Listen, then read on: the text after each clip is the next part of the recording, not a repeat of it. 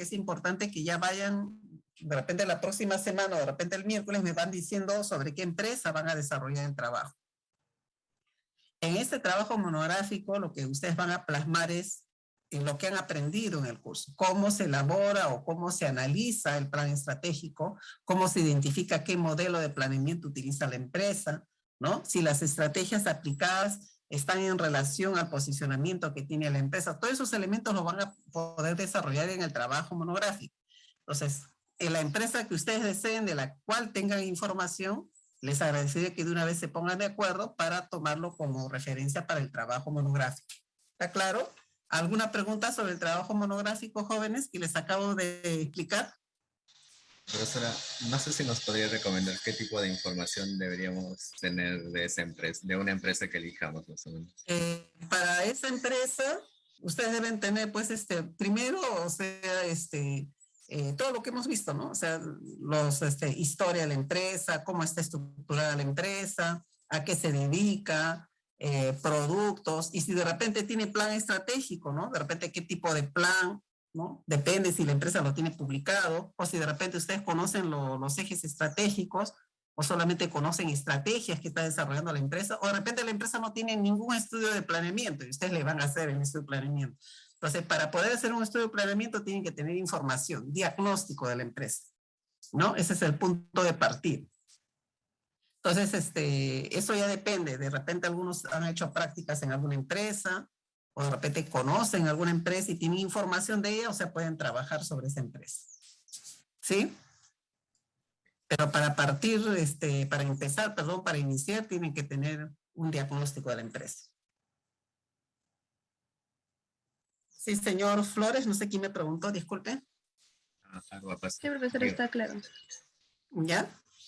Vayan buscando ustedes, son un grupo, pónganse de acuerdo cuál es el que más les convenga, ¿no?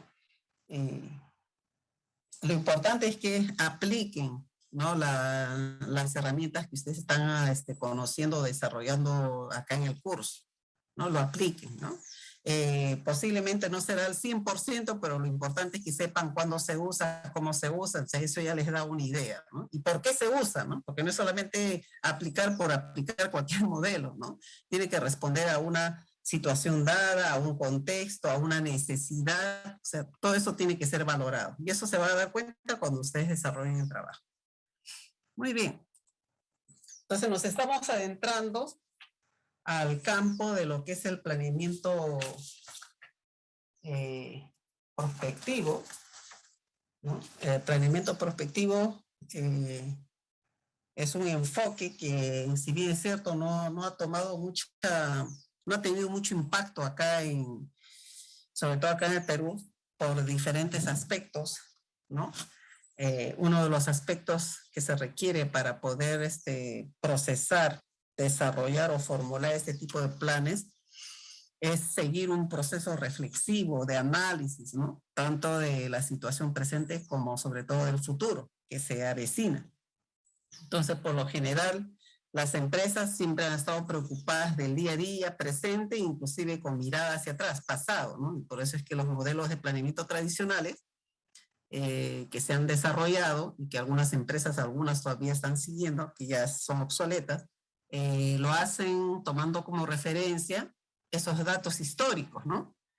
Toman los datos históricos y hacen una proyección, ¿no? Entonces, lo cual, pues, si hablamos de planeamiento estratégico, eso no da resultados, más aún considerando el ambiente tan cambiante que tenemos, ¿no? Que todo aparece, desaparece, se aglutina, entonces las fuerzas, entonces no, ese plan estratégico como modelo tradicional no opera, no funciona hoy en día. ¿Quién está hablando? Disculpe. Bueno, a veces se filtra la voz. Bien.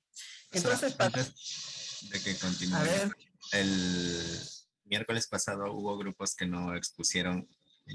Esos grupos ya no vamos a exponer, ¿no? Señora Lopasa, creo que le dije que me dijera a primera hora, ¿no? Sí. Sí, ya se olvidó. Me deja terminar voy a correr, ¿ya? Gracias por avisarme más bien, ¿sí? Okay. No, si acá está, es su grupo sobre el caso Haynes, y el otro creo que es de Vela, Villegas y Sanabria, Iris Cristal, ¿verdad? Sí, profesora. Sí, pero me hubiesen, ya, bueno, ya me estoy explayando en otras cosas, disculpen. A ver, voy a continuar con el tema.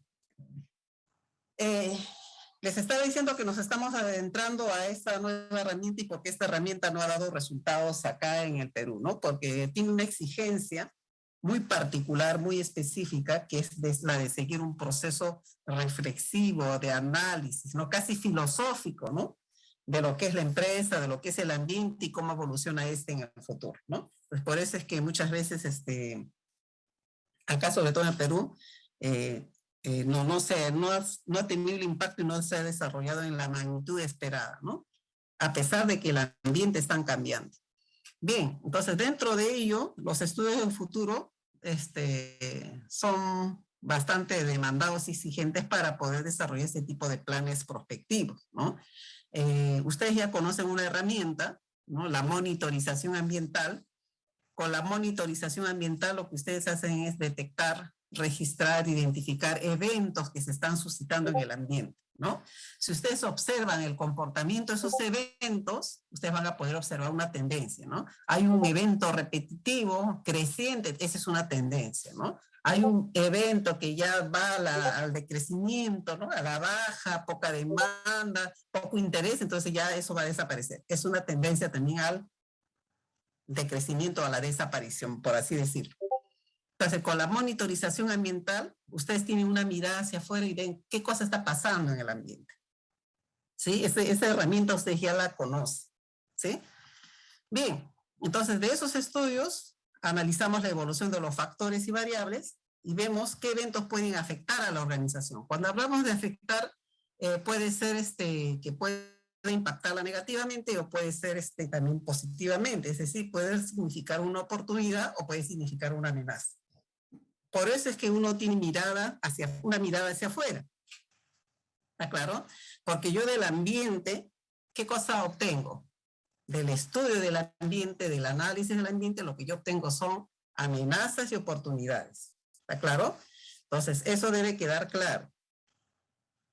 Luego, otra herramienta que se les ha señalado, y algunos de sus colegas ya lo abordaron en el caso Repsol, es la vigilancia ambiental. La vigilancia ambiental es totalmente diferente a la monitorización ambiental. Y en la vigilancia ambiental yo lo estoy observando afuera. Yo lo que estoy haciendo con la vigilancia ambiental es un registro sistemático de las informaciones legales, ¿no? Informaciones legales que existen de libre acceso, libre disponibilidad para las empresas, para cualquier organización. Ya habíamos hablado que dentro de la vigilancia ambiental, la vigilancia más importante, la que tiene mayor impacto para las empresas, es la vigilancia tecnológica. ¿Claro? Cuando hablamos de información legal, nos estamos refiriendo a aquellos organismos que generan información, ¿no? Ellos son los responsables de esa información. Indecopi, por ejemplo, aquí es la que registra las patentes, ¿no? Entonces yo puedo ir a su página, puedo pedir registro, creo que pagas un no sé qué, pagas un derecho para poder acceder a determinadas informaciones y tú puedes tranquilamente ver, dependiendo del interés que tengas, sobre la situación de algún tipo de innovación que se pudiera haber desarrollado o se esté desarrollando. ¿Está claro? Entonces, esa es la vigilancia ambiental. O sea, aquí ya se están dando cuenta que vigilancia ambiental es diferente a monitoreo ambiental, ¿sí? Bien, otra herramienta, que eso la vamos a desarrollar ya en las próximas sesiones, es la prospectiva. De ahí viene el nombre de planeamiento prospectivo, ¿no? Porque este tipo de planeamiento utiliza las herramientas de prospectiva, ¿no?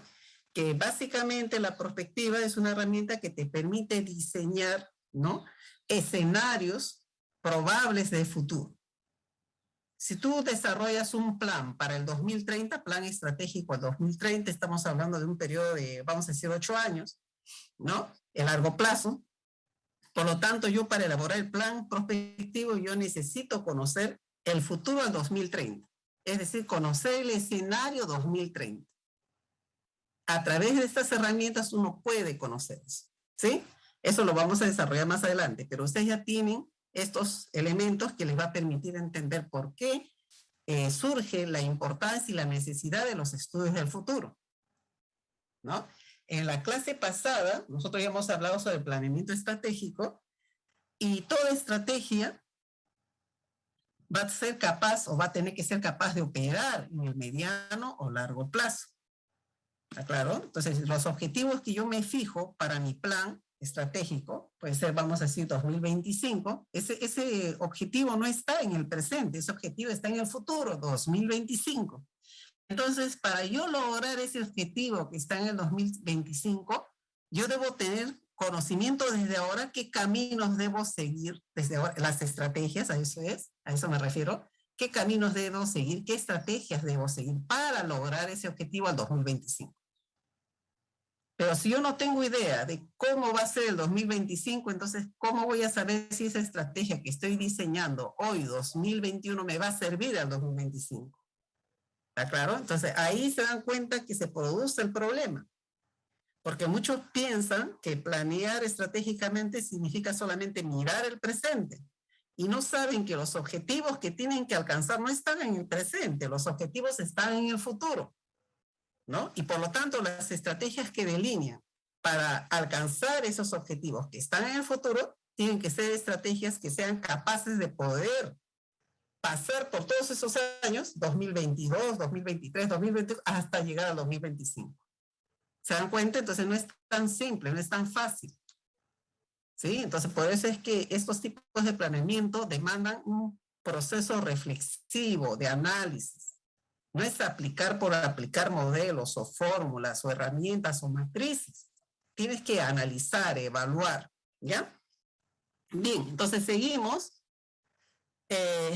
Ya hemos tratado el tema de vigilancia tecnológica. Si alguno quiere adentrarse más a esos puntos, hay material para que les podría compartir. Si alguien está interesado, me dice, por favor.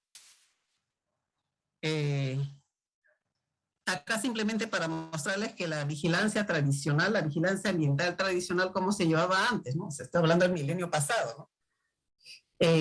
Las visitas a las ferias, por ejemplo, ferias de muestras, ¿no? Las revistas especializadas, ¿no? Esas revistas científicas, ¿no? Después hacer estudios de los productos de los competidores, ¿no? Algunos le llamaban eso espionaje inclusive, ¿no? Y otro también hacer vigilancia de los clientes y proveedores, comportamiento de los clientes y proveedores, no hacer una vigilancia tradicional. En el 2020 con las herramientas tecnológicas que se tenían al 2020, perdón, al siglo XX, disculpen, ¿no? Pero hoy, siglo XXI, pues ya tenemos diversas herramientas tecnológicas, ¿no? Que nos permiten rastrear, estudiar, analizar. Es más, tenemos abundante información. Bien.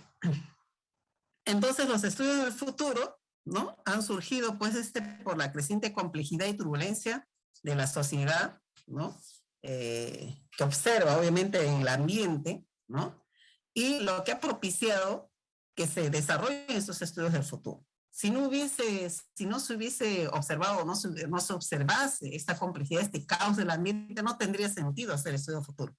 ¿Por qué? Porque todo sería pues casi repetitivo, ¿no? Se repite casi todo. O sea, este año es lo mismo que el otro año, y así como fue en el siglo XX, ¿no? Si ustedes revisan los casos empresariales, ¿en qué se enfocaban las empresas? Ese es otro punto que les quiero señalar. Ya con los conceptos y las teorías que ustedes tienen a la mano, ya tienen que darle otro análisis a las empresas, ¿no? Por ejemplo, de las empresas que van a estudiar, de Pixar, por ejemplo, ustedes ya se dan cuenta si Pixar pues tiene un sistema gerencial, cómo está estructurado su sistema de comunicación, cómo toman decisiones, ¿no? O sea, monitorean o no monitorean, ¿no? ¿Se dan cuenta? O sea, todo eso ustedes ya pueden evaluar en las empresas para efectos de que vean si es una empresa, si realmente está pues a la medida de las exigencias de este siglo XXI o de repente si es una empresa que está en el pasado. ¿Sí? Entonces, esos son los aspectos que ustedes tienen que evaluar.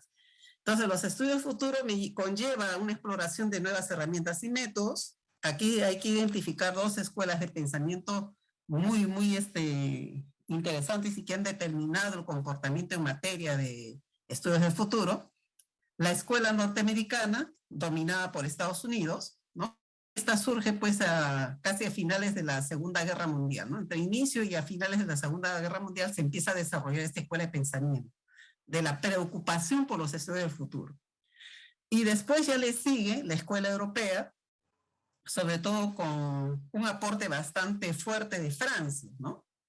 Y esta escuela europea se generó mucho después, ¿no? O sea, décadas después de la norteamericana. Por eso es que Estados Unidos nos ha tomado la delantera en muchos aspectos, ¿no? También vemos que en Japón, también a través de su Ministerio de Intercambio Comercial, ¿no? Industria y Comercio Internacional, fue creado en 1949 y ese esfuerzo fue desarrollado para poder determinar cuál iba a ser el desarrollo industrial tecnológico de Japón, ¿no? Y ahí se da todo un impulso que después ustedes ya pueden valorar en sus diferentes empresas, ¿no? Entonces, este estudio se dio para aportar liderazgo al gobierno japonés y para dar asistencia en la restauración de la actividad industrial después de la Segunda Guerra Mundial. Recuerden que Japón quedó devastado, ¿no? Pero tuvo que impulsar todo lo que es la parte de este sector industrial, ¿no? Los estudios del futuro también le ayudaron bastante en eso. Entonces, aquí ustedes tienen un mapa, un bosquejo, por así decirlo, más que un mapa, un bosquejo evolutivo de cómo se han dado los estudios del futuro, ¿no? En 1950 surge ya la primera necesidad de saber sobre el futuro, conocer el futuro. Y por lo general, si ustedes revisan también en el siglo pasado, el siglo XX, casi todas las empresas tenían una gran preocupación por el desarrollo tecnológico. ¿Por qué? Porque con el desarrollo tecnológico se lograba ser competitivos, se lograba tener una buena posición en el mercado. Fue en el siglo pasado, ¿no? Entonces ahí hubo una preocupación por las previsiones tecnológicas, que hay aportes de Kahn, Hellman y Daddario en materia de previsión tecnológica en la década del 50. En la década del 60, acá ya hay otra preocupación, otra orientación mucho más, si se quiere, completa, ¿no? Habla de la previsión sociológica de Mahalle, Toffler y Fuller, ¿no? Creo que el de Alvin Toffler, de repente han escuchado sobre no me acuerdo, la tercera ola, ya ni recuerdo sobre, pero es algo sobre la modernidad y los cambios tecnológicos que se avecinaban y que iban a impactar en la sociedad. Eso fue en la década del 60, pero fíjense, cuando uno leía esas obras, uno estaba mirando pues un mundo, oye, pero todo ese desarrollo, ¿no? Parecía lejos, ¿no? Claro, pero sin embargo ellos se estaban adelantando a ese tipo de desarrollos tecnológicos y obviamente perfilaban qué cosa iba a pasar con la sociedad. En la década del 70 ya se habla de previsiones globales, ¿no? Previsiones globales ya son mucho más completas, por así decirlo. Esto es con aporte de Forrester y Meadows, ¿no? Y en 1980 ya se acuña el término de prospectiva. Y por eso dicen que Francia tuvo si se quiere, el que acuñó ese término, Berger, ¿no? Está ahí Berger, Mancé y Godet, son los principales proponentes de lo que es la PIVA, ¿no? Francia fue el que impulsó toda esa corriente, ¿no? Eso ya a partir de ahí se empieza a denominar prospectiva. En la década del 90 surgen programas de prospectiva. Ya no se habla de uno, sino de varios programas. Este es el gobierno japonés, varios programas de desarrollo. Y en el año 2000, hoy no sé qué está pasando acá, hoy, perdón, disculpen, no sé qué ha pasado acá. Y en el año 2000 ya se está observando los observatorios de prospectiva tecnológicos y sectoriales. Eso fue el año 2000. Yo ya les había hablado del caso de L'Oréal, que hablamos de los módulos de vigilancia, pues al igual que L'Oréal, que tiene a la fecha varios módulos de vigilancia, en aquel tiempo se generaron observatorios de prospectiva tecnológicos y sectoriales. Bien, luego tenemos que ver cuáles son las situaciones de partida para abordar la previsión del futuro, ¿no? Son 4 situaciones. La primera situación es una situación de certeza, ¿no? Creo que es bastante conocida. Un ejemplo sobre ello es cuando estamos frente a situaciones de mercado estable. Por ejemplo, no hay nada de cambios, casi todo se repite, ¿no? Entonces, por lo tanto, bajo una situación de estabilidad, ¿no? En la cual pues casi todo es predecible, tú estimas confiabilidad de volumen de venta, ¿no? Si ustedes revisan también cómo se planificaba antes en el siglo pasado, la gente decía, ¿cuánto vendimos el año pasado? 30. ¿Y cuánto ya? Súmale un porcentaje más, ¿no? Era más o menos por ahí que uno estimaba sus ventas, ¿no? De manera sencilla estoy hablando, ¿no? Pero sin embargo, hoy día ya no podríamos repetir, ¿no? Si tú fuiste líder de ventas en un producto el año pasado, no significa que este año lo vas a hacer. ¿Por qué? Porque hay un elemento que cambia, el ambiente en el cual operas, ¿no? Eso es lo que ha roto con la certidumbre. Luego el nivel 2 es la situación de riesgo, ¿no? Un ejemplo son las previsiones que se establecen sobre el comportamiento a corto plazo del Producto Bruto Interno, desempleo y las tasas de interés. Por ejemplo, conocer, por ejemplo, cuál ha sido el Producto Bruto Interno bruto de un país, ¿no? Cuáles son sus políticas, ¿no? Cómo está la tasa de desempleo, eso te daba también alguna muestra, ¿no? Alguna situación de riesgo, ¿no? Pero todavía manejable, ojo, ¿no? Manejable. En el nivel 3 ya tienes una situación de incertidumbre, ¿no? Ejemplo, lanzamiento de nuevos productos. Ahí sí es incertidumbre, ¿no? Porque no sabes si va a tener aceptación o no va a tener aceptación, ¿no? Posiblemente en tus estudios de mercado sale que sí, pero después una cosa es cuando realmente se coloca el producto en el mercado. Después otra situación de incertidumbre es la penetración de nuevos mercados, ¿no? El establecimiento de canales de comercialización, ¿no? No tienes el control al 100%, ¿no? Tienes una idea, ¿no? Tienes algunas herramientas con las cuales puedes manejarte, pero sin embargo no sabes cómo va a ser la respuesta del mercado, ¿no? Nivel 4, situación de ignorancia. Esta es la situación en la cual muchas empresas están hoy en día, ¿no? Porque se desconoce totalmente hacia dónde vamos, ¿no? Como todo cambia, inclusive señalan muchos ejecutivos, ¿para qué voy a planificar si todo está cambiando? ¿No? Todo cambia, ¿no? Hoy día diseño una estrategia y ya mañana ya no me sirve la estrategia, ¿no? Obviamente, si está utilizando herramientas tradicionales, herramientas que tuvieron éxito en el siglo pasado, no les va a servir este siglo, ¿no? Porque el ambiente ha cambiado completamente. Entonces, estas situaciones de ignorancia, por ejemplo, los sectores emergentes, donde no es posible definir un abanico de posibles futuros mediano y largo plazo, ¿no? Por ejemplo, en el caso de China, ¿no? En sus inicios, ¿no? Cuando muchas empresas querían ingresar a este mercado, ¿no? Era de total ignorancia porque desconocían las políticas internas, el manejo económico interno, las condiciones, la respuesta del mercado, la cultura. Era realmente un conjunto de elementos de las cuales no se tenía pues certeza de nada. Y es más, en muchos casos empresariales, no sé si ha tocado en este curso, pero en muchos casos, muchas empresas, tuvieron dificultades en los primeros años de incursionar en el mercado chino, ¿no? Y lo mismo les ha pasado con el mercado hindú, ¿no? Como son mercados emergentes, o sea, eran mercados poco conocidos, entonces no se conocían las reglas de juego, ¿no? Y menos la cultura, ¿no? Que muchas veces define la preferencia o aceptación de determinados productos.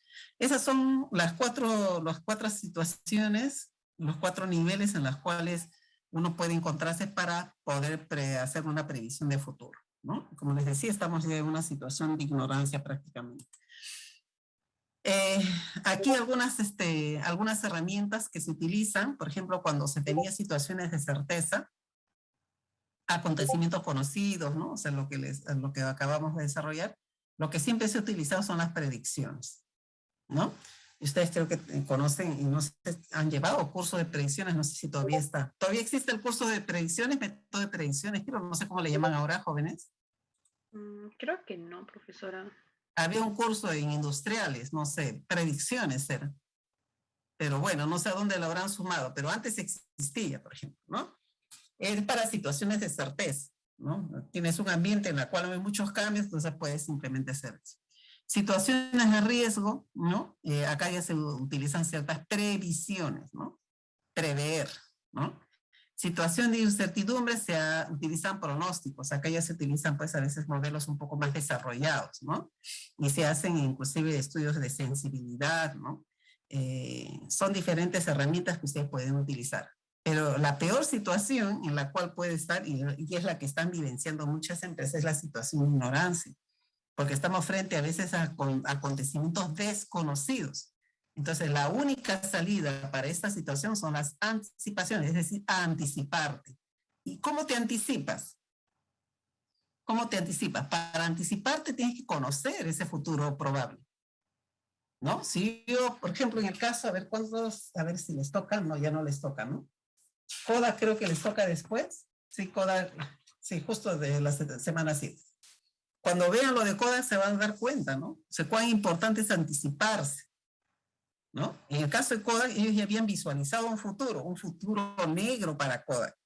¿Por qué les digo un futuro negro para Kodak? Porque en ese futuro ya no se iban a demandar ni a requerir rollos de película. Los gerentes ya lo sabían de manera anticipada. O sea, ya habían hecho esos estudios del futuro. ¿Pero qué falló? La respuesta rápida. La habilidad para responder a esos cambios. Ellos simplemente, imagínense, pues es una empresa líder mundial, ¿no? Una empresa pues con fuerte facturación, ¿no? Entonces ni siquiera podía pensar que podía estar en una situación de debacle, ¿no? Entonces la gerencia relajó ese hecho, ¿no? Y lamentablemente después ya cuando decidieron cambiar ya les había ganado la realidad, ¿no? La era digital, ¿sí? Pero eso lo van a ver en los casos. Pero fíjense cómo es la situación. O sea, la única salida para estas situaciones de caos es anticiparse, ¿no? Anticiparse. Y tiene que ser con estudios del futuro. Entonces ahí está lo que estamos resumiendo. Aquí hay una cantidad de técnicas que seguramente ustedes ya lo deben haber revisado en algunos cursos. Métodos de previsión, los de enfoque cuantitativo y de enfoque cualitativo. Los de cuantitativo, extrapolación de series temporales, me parece que sí lo han hecho, ¿verdad? Señor Barrera. No me parece. Participen, jóvenes. No recuerdo. ¿Temporales lo ha visto? Series temporales, quizás en estadística. Sí, pero usted ha llevado curso de estadística, usted debe recordarlo, me preguntan. Sí, sino que como no se relaciona tanto con este curso, pensé que no tenía nada que ver. No, me refiero, estamos hablando de los diferentes métodos que ustedes han podido desarrollar. Como enfoque cuantitativo está la extrapolación de series temporales. ¿Está claro? Sí. Claro, obviamente no es que existe variedad, o sea, si tú sabes extrapolar series temporales lo puedes hacer para cualquier área y temática. Ojo, descomposición de series, también creo que sí lo han hecho, ¿no? Procesos estocásticos. Ay, jóvenes, parece que no están, ¿no? Aeropasa. Profesora. A ver, participe, señor Aeropasa, señor Sanabria, ¿qué pasa? ¿Han visto procesos estocásticos? Ya. En matemáticas no, ya. Análisis de regresión, sí. Modelos de simulación también, ¿sí o no? Ya, todo eso es del enfoque cuantitativo, ¿está claro? Y el enfoque cualitativo, ustedes han visto encuestas de opinión, ¿sí? Entrevistas de expertos también. Pero ¿han visto método Delphi? Diseño de escenarios, matriz de impactos cruzados, no. Ya. Entonces estamos en estas dos. Estos son propios de la construcción de escenarios, son herramientas de perspectiva. Delphi, escenarios, impactos cruzados. Y hay otras más, ¿no? Pero bueno, aquí en el siguiente cuadro se ve la efectividad de las herramientas, ¿no? Para corto plazo, mediano plazo y largo plazo. Obviamente, si estamos hablando de planes estratégicos, nos podríamos ubicar entre mediano y largo plazo.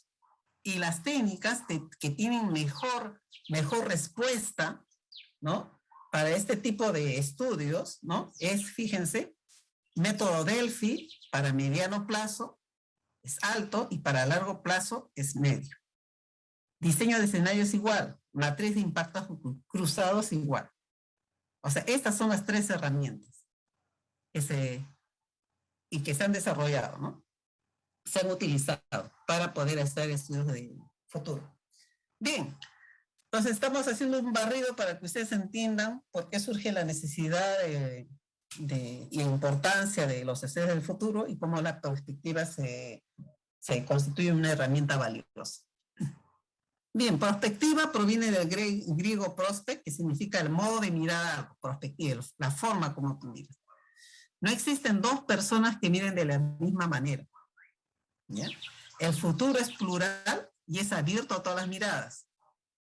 Gaston Berger, que es un francés que contribuyó y acuñó este término, señalaba que la perspectiva es la ciencia basada en el método científico que estudia el futuro para comprenderlo y poder influir en él. Claro, poder influir en él. Este estudio de perspectiva incluye 4 principios: ver lejos, ver amplio, analizar en profundidad y aventurarse, y sobre todo pensar en el hombre, en el ser humano. ¿Ya? Siempre pensando en lo que le conviene al ser humano, ¿no? Pensar en el hombre. La perspectiva se utiliza para construir desde el presente, ¿no? Para construir el presente sobre las bases de una visión de futuro. ¿Está claro? Entonces, en el caso de Kodak, si yo ya estoy viendo en el futuro que los rollos de película van a desaparecer, entonces yo desde el presente puedo yo hacer un giro, evitar ese futuro negro, ¿sí o no? Ay, jóvenes. Estoy hablando solita. ¿Qué dice Aponte? Buenas tardes, señora. Pienso que sí se puede dar el giro. No le escucho bien, señorita Aponte.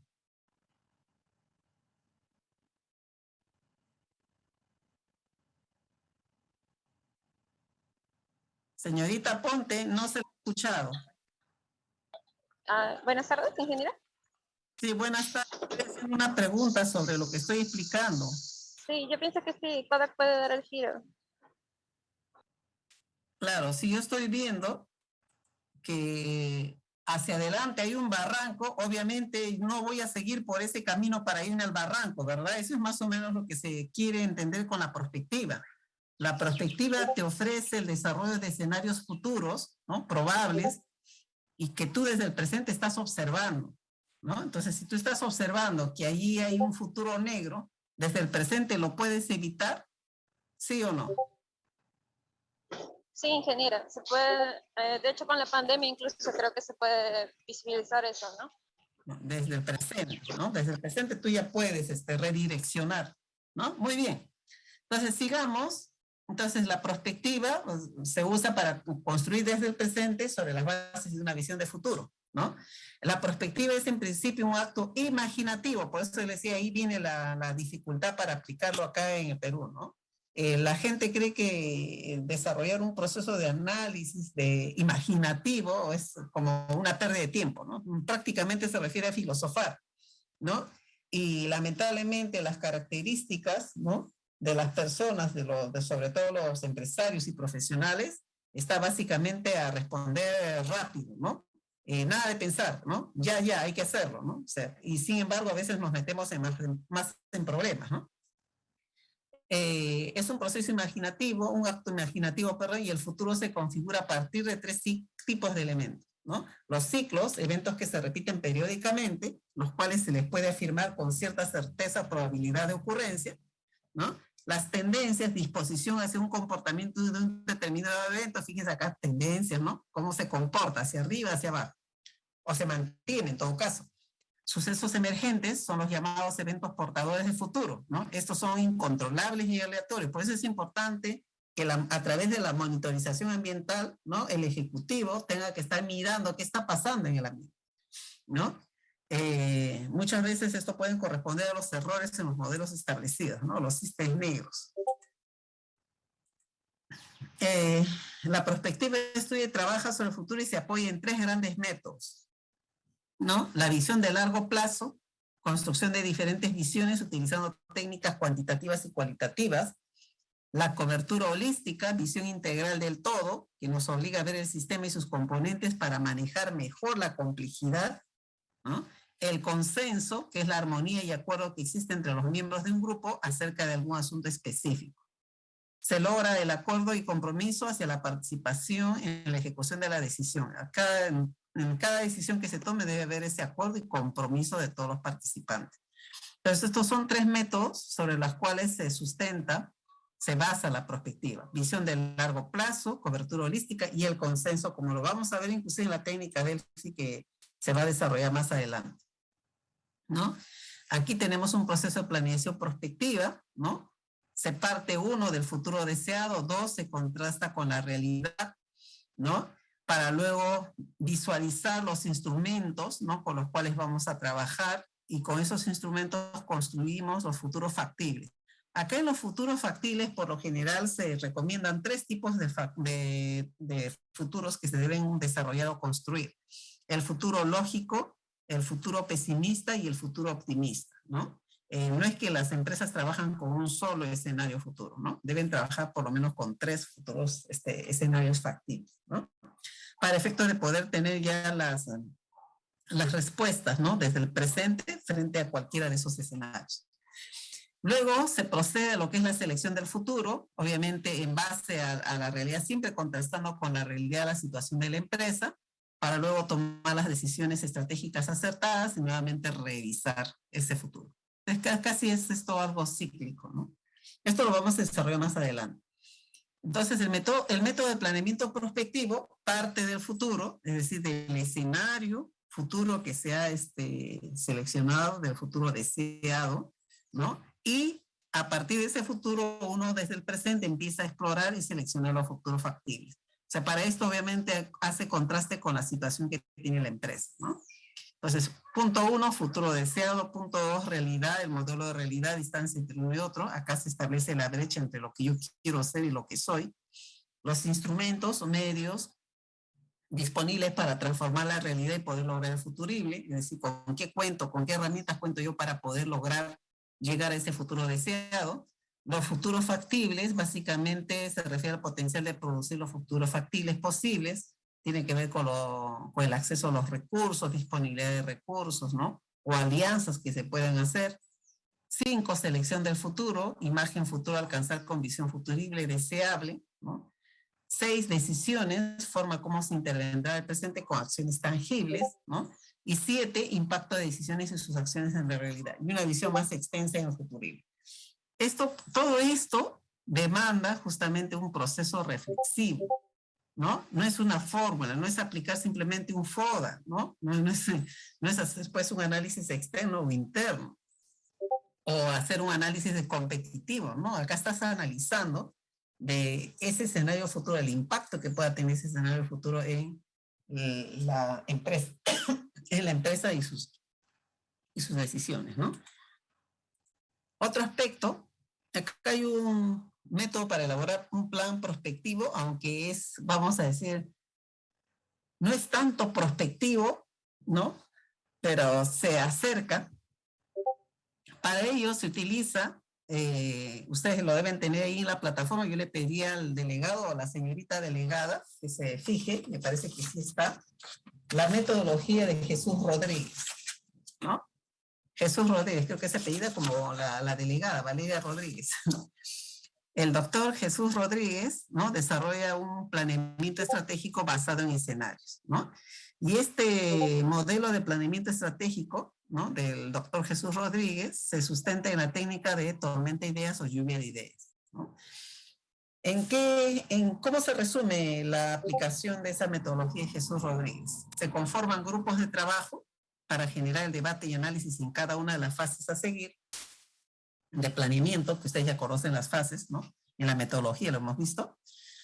Para realizar el análisis ambiental se parte del diagnóstico externo e interno de la organización y los escenarios prospectivos se introducen en esta fase para completar el análisis externo. Luego se presenta o se realiza una introducción de los escenarios básicos en la formulación del plan estratégico, como la plantea Jesús Rodríguez, ¿no? Y esta metodología, ¿no? Desarrollada por Jesús Rodríguez, ha sido aplicada en varias miles de empresas en Estados Unidos, ¿no? Es una forma aproximada de poder desarrollar un plan prospectivo introduciendo escenarios. Ojo, ¿Ya? Por ejemplo, a ver, vamos a ver. ¿Ya lo ha verificado, señorita Rodríguez? Si está en la plataforma la metodología de Jesús Rodríguez. Me parece que sí es. ¿Ya? Está lo de tendencias globales. Jesús Rodríguez, sí. Tienen que revisar la metodología de Jesús Rodríguez, ¿ya? A ver, un momentito. Está lo de la sesión de la clase, tendencias globales y regionales, y los casos. No, pero antes, la sesión pasada, la sesión anterior, me parece que sí está. A ver si lo tengo acá en la mano, si no lo voy a tener que. Creo que no, profesora. Ahorita te mostrás. Sí está, creo, profesora. Sí está. Tiene 20, Sí, yo 22 recuerdo que páginas. está. Sí, sí está. Pero lo voy a compartir para que vean de cuál es, ¿eh? Hoy está demorándose para cargar. Los PDFs cargan, se demoran mucho.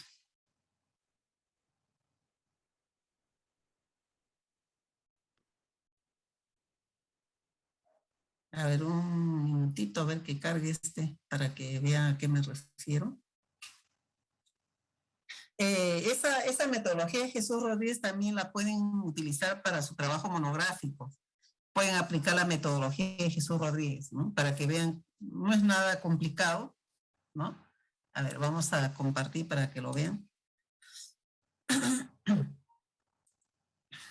Esta es ¿no? La de Jesús Jorge Rodríguez, PhD, de la Universidad de Pittsburgh, Universidad Estatal de Pittsburgh, el desarrollo de esta metodología, ¿no?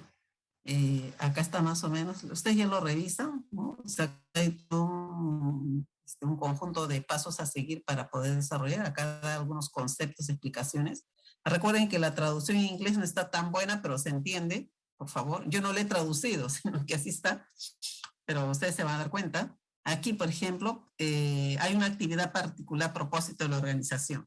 Recuerden que toda la metodología de Jesús Rodríguez se sustenta en el método de brainstorming, ¿no? Lluvia de ideas, en la cual se reúnen 3 o 4 personas para debatir sobre un tema específico, ¿no? En este caso se va a debatir el propósito de la organización, ¿no? Entonces, ¿cuáles son las preguntas que se formulan? ¿Por qué estamos en este negocio? ¿Cómo queremos tratar a nuestros clientes? ¿Quiénes son nuestros clientes? ¿Cómo debe esta organización contribuir al bienestar de los empleados, gente del país, gente del mundo? Esto es para poder determinar propósito o misión. Fíjense estas 4 preguntas. Cada uno de los integrantes debe colocar su respuesta y obviamente después se debate, ¿no? Se discute cada pregunta. A partir de la evaluación de estas 4 respuestas a estas preguntas, ya se define cuál es el propósito o misión de la empresa. Este es un ejemplo nada más para este caso, ¿no? Y así van a ver que cada actividad tiene lo suyo, ¿no? Tiene, por ejemplo, para fortalecer debilidades, igual las preguntas. Y en el caso, acá, para explorar el ambiente, estudio del ambiente que rodea la empresa, ¿está claro? Una pregunta que señala Jesús Rodríguez es, ¿qué cambios del futuro en el ambiente? Acá señala externo para que no se confunda, afuera, ¿no? ¿Qué cambios del futuro en el ambiente externo se esperan en los próximos de 1 a 6 años? En las siguientes áreas, inclusive le dicen cambios en las siguientes áreas. Por ejemplo, en lo que se refiere a gobierno, nuevas leyes, reglas y requisitos, ¿qué cambios usted anticipa? En la economía, tasa de interés, ¿no? El Estado, el ciclo de negocio, cambios anticipados. Entonces, obviamente que de acuerdo a la especialidad que tenga la empresa o de acuerdo al tipo de negocio en la cual está abocada la empresa, cada uno de estas áreas le va a significar algo, ¿no? Entonces, ellos pueden anticipar algún cambio que puede ser negativo o positivo para la empresa. Esta es la manera de cómo se hace el estudio del ambiente, ojo. Y sobre todo de 1 a 6 años. No estamos hablando solamente presentes, en los próximos 6 años, ¿no? De corrido. Entonces, vamos a pasar al otro para que vean con respecto a lo que les estoy explicando, ¿no? Aquí es, por ejemplo, no recuerdo si esto fue para la SUNAT, no recuerdo qué empresa fue. No recuerdo qué empresa fue esto. Bueno, esta actividad se desarrolló también para un grupo de profesionales, ¿no? Por ejemplo, esa es una actividad para explorar el ambiente. ¿Qué cambios futuros se esperan en los próximos 6 años en las áreas que siguen? Por ejemplo, justo creo que estábamos por cambio de gobierno, ¿no? Con respecto a gobierno, nuevas leyes y reglas. Ellos anticiparon cambio. Gobierno de izquierda, con cambios radicales en las leyes y reglas. Esto lo hicieron los ejecutivos, ojo. ¿Está claro? Y con respecto a la economía, tasas de interés, ciclo de negocio, ¿cuáles son los cambios anticipados que usted observa? Rebrote inflacionario, incremento de la informalidad empresarial. Y así para cada una de las áreas, ellos fueron identificando qué cambios se estaban observando para los próximos 6 años. Y si ustedes observan estos cambios, ¿qué me está configurando estos cambios? ¿Una situación futura o no? Jóvenes.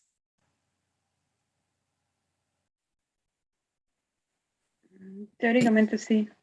¿No? Así es. Esta es la manera de trabajar. Esta es la herramienta de Jesús Rodríguez. Si ustedes hacen su trabajo monográfico y aplican Rodríguez, van a aprender también a manejar esos aspectos. ¿Está claro? Les va a ayudar y van a tener una herramienta más que utilizar para poder hacer planes estratégicos incorporando, ojo, cambios de futuro. Entonces, este es solamente como un pequeño ejemplo, ¿no? Otra pregunta que le sigue a eso, para cada cambio en el ambiente identificado por el grupo, o sea, por los especialistas, por los ejecutivos, responder cómo el cambio afectará a la organización en su habilidad para competir. Por ejemplo, ya habíamos dicho que había cambios en el gobierno, nuevas leyes, ¿no? Gobierno de izquierda, qué sé yo. ¿Cómo afecta a la habilidad de competir de la empresa? Ellos señalaban que iban a tener pérdida de credibilidad, reducción de ingresos e inestabilidad. Fíjate, ese va a ser el impacto. Esa es la amenaza para la empresa, ¿no? En cuanto a economía, tasas de interés, ciclo, ya habíamos hablado pues del rebrote inflacionario, todo eso, ¿no? Entonces, ¿cómo eso lo iba a afectar a la empresa? Incumplimiento de los plazos de entrega, incremento de los costos operativos. ¿Se dan cuenta? Inclusive, no solamente yo voy a visualizar ese escenario futuro, sino también cómo eso va a impactar en mi empresa. Y esto es lo que te ofrece la metodología de Jesús Rodríguez. Bien, otra herramienta que no ha sido muy utilizada todavía, pero es una herramienta válida, que es el planeamiento interorganizacional. Estamos en un mundo lleno de cambios, eso ya desde la primera clase se les ha enfatizado, cambios turbulentos, complejos, mucha incertidumbre. A veces una sola empresa no puede dar respuesta a esos cambios tan profundos. Una sola empresa no puede diseñar acciones que le permitan ser competitivos en ese ambiente tan cambiante. Por lo tanto, muchas de ellas, y hemos observado también, terminan pues creando redes o se asocian, ¿no? Hacen joint ventures, como vamos a ver más adelante, ¿no? Cualquier tipo de asociación conjunta para efectos de poder hacer frente a esa complejidad del ambiente. Entonces, la unión hace la fuerza, ¿no? Entonces, una red organizativa, ¿no? Que establece los fines y objetivos para los cuales se conforma esta red, diseña un conjunto de estrategias que permita que a todos sus miembros de la red, todas las empresas que son parte de esa red, les permita posicionarse competitivamente en un mercado tan cambiante, tan incierto. ¿Está claro? Entonces, ¿cómo se debe gestionar estas redes? ¿No? Las redes también tienen que tener un plan estratégico, sí, tienen que desarrollar planes estratégicos, ¿no? Pero a eso se llaman planes interorganizacionales, porque los planes se van a hacer entre empresas. ¿Está claro? Es un grupo de empresas. Ojo que cada empresa maneja su propia identidad, pero sin embargo, para poder operar en determinado mercado, no tienen que alinearse, no tiene que haber una respuesta sólida, única, ¿no? Si no, no tendría sentido para qué formar la red, ¿no? Este concepto de planeamiento interorganizacional también se hace útil en los ministerios, ¿no? Los ministerios que tiene el gobierno, ¿no? Sobre todo acá en Perú, no sé, ya perdí la cuenta cuántos ministerios tienen. Los ministerios son como gerencias, por así decirlo, gerencias especializadas en cada sector, en cada ramo. Si tú quieres tener una respuesta sólida, única, de país, de gobierno de Perú, entonces tú tienes que interactuar. O sea, todas estas gerencias, estos ministerios tienen que interactuar, tienen que conformar una red. ¿Está claro? Tienen que conformar una red para que la actuación de país, ¿no?, sea sólida, sea única. Entonces, por lo tanto, deben utilizar esta forma de planeación interorganizacional. En este caso sería interministerial. ¿Está claro? Entonces, este planeamiento estratégico está diseñado para un grupo de organizaciones que forman parte de una red organizacional. Identifica la necesidad de proximidad organizacional por la naturaleza organizativa y la realidad problemática común.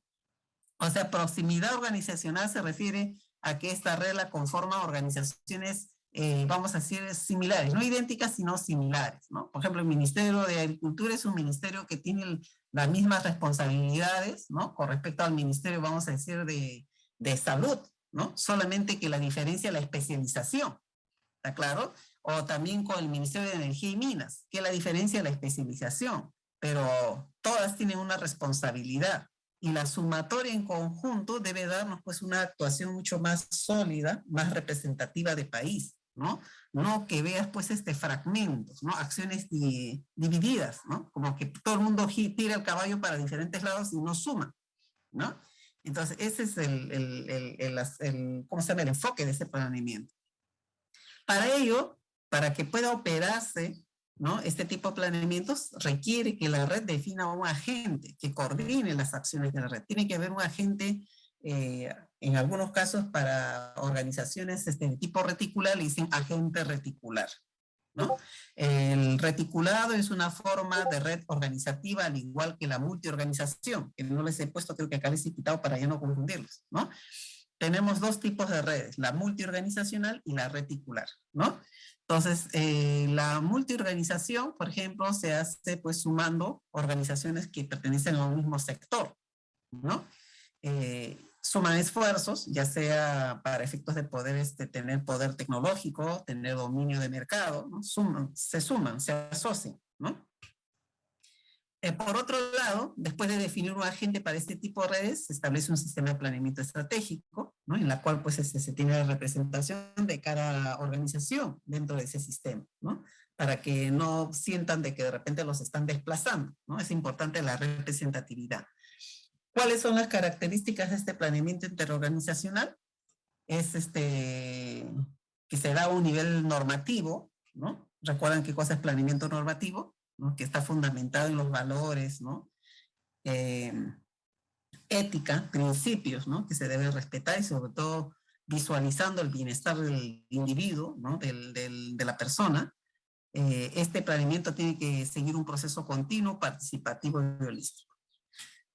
Otro tipo de red, yo les he mencionado ya la multiorganizacional, el otro tipo de red es la red reticular. La red reticular es una red que está integrada por organizaciones de diferentes sectores, ¿no? No pertenece a un mismo sector, sino de diferentes sectores. ¿Cuándo es necesario desarrollar o diseñar una red de tipo reticular? Cuando estás enfrentando problemas complejos o problemas que le dicen metaproblemas, ¿no? Problemas complejos que son difíciles de resolver. Es decir, que una sola organización no le puede dar respuesta. En el caso, por ejemplo, esto de las redes se observó en Estados Unidos, sobre todo cuando Estados Unidos decidió en el milenio pasado, inicios del milenio pasado, decidió impulsar el desarrollo tecnológico de su país. ¿Cómo se logra el desarrollo tecnológico de un país? Eso es un problema simple, es un metaproblema. Es un metaproblema, porque no depende de una sola organización, sino depende de varias organizaciones. ¿Cuáles son las organizaciones que forman parte de esta red tipo reticular? Estado, empresa y universidad. Porque el desarrollo tecnológico se sustenta en el aporte y trabajo de estos tres tipos de organización. El Estado, a través de sus normativas y leyes, marco político, jurídico, normativo, para efectos de que se dé, ¿no?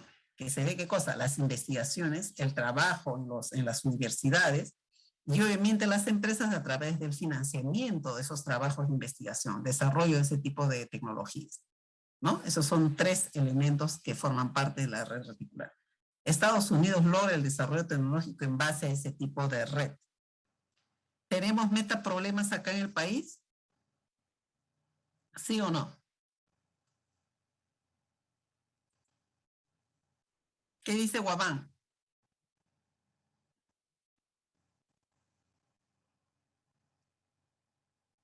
¿Qué dice el señor Martínez? Bueno, yo los estoy tomando. Si no responde, porque no están, ¿ya? Y yo ya lo voy a empezar a bajar puntos. Señor Guamán no está. Señor Martínez tampoco. Sí estoy, profesora, pero no le puedo escuchar bien. No No me entendí, está escuchando, no está en clase, joven, o está escuchando otra clase. está en una llamada, disculpe. Disculpe, pero la mayoría creo que o está en otro curso o simplemente está en el trabajo y no está escuchando la clase. Entonces, eso se refleja cuando ustedes van a dar la práctica o el examen.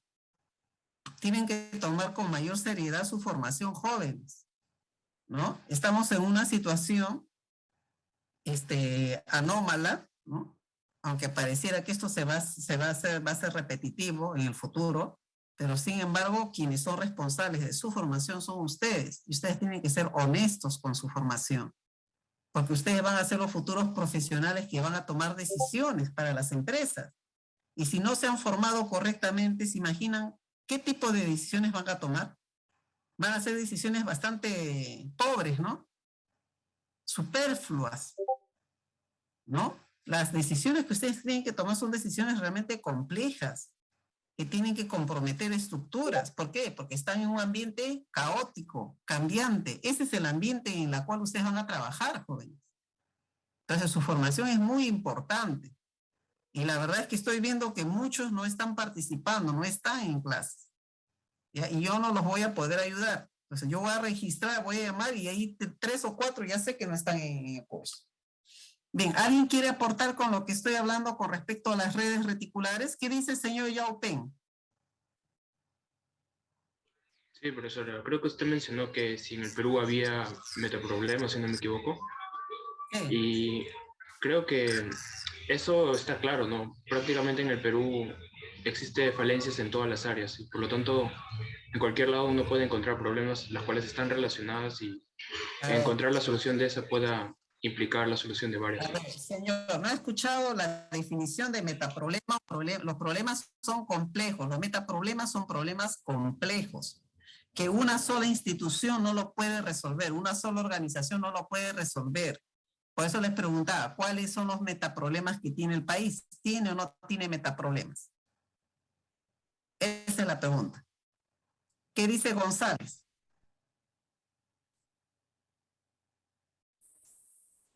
Sí creo que hay metaproblemas en el país. Mencione alguno, no importa que más o menos por ahí usted perfile que sea. Por ejemplo, el problema actual que hay con la subida de los precios de los alimentos, ¿La subida de qué? de los precios de los alimentos. Ya, pero usted sabe que la subida es una consecuencia de. ¿Cuál es el problema? No, tiene que ir al problema. Ojo. ¿Sabe Mm, el problema?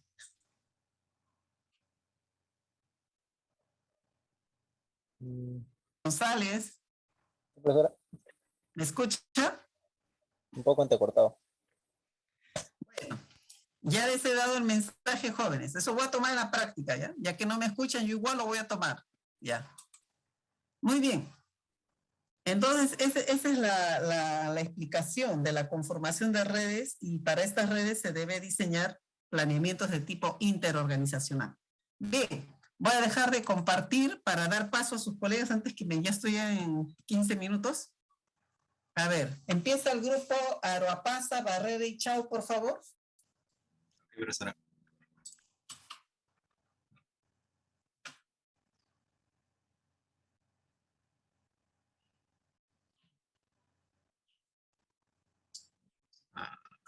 Chao, compartes, porfa. Es que el link estaba en el grupo de WhatsApp y no puede entrar. Un ratito, ¿eh?